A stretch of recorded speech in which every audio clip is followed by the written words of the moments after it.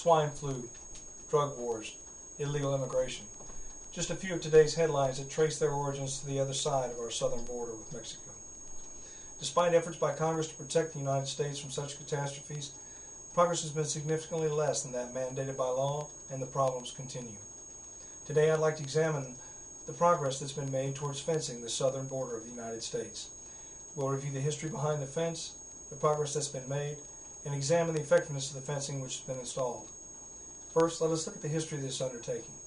Initial efforts at fencing focused on only 18 miles of the nearly 1,600-mile border between the U.S. and Mexico, an area which had accounted for over half the apprehensions in 1992.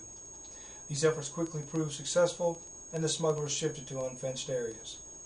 Despite the demonstrated effectiveness of these fences and the events of September 11, 2001, 5 years would elapse before lawmakers were able to craft legislation to require the widespread application of fencing along our southern border. The Secure Fence Act of 2006, which became law on October 26 of that same year, mandated 700 miles of the fence be built by December of 2008. Progress on the project seemed to be on track when on December 30, 2008, CNN reporter Casey Wyand pointed to U.S. Customs and Border Protection officials' claims that 90% of the mandated fence had been completed and that the remainder would be completed by January of 2009. Actual figures, however, appear to have been quite a bit lower than those released by the government.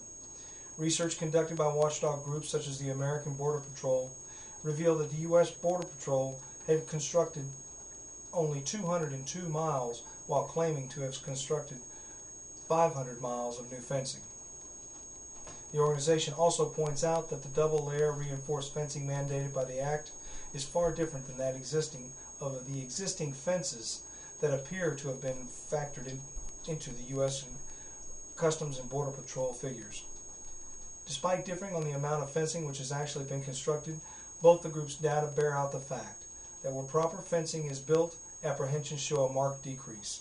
For example, in the Yuma sector, where the installation of fencing increased from 25 miles in 2006 to 51.3 miles by the end of 2008, apprehensions fell from 3,359 to only 372, a decrease of 89%.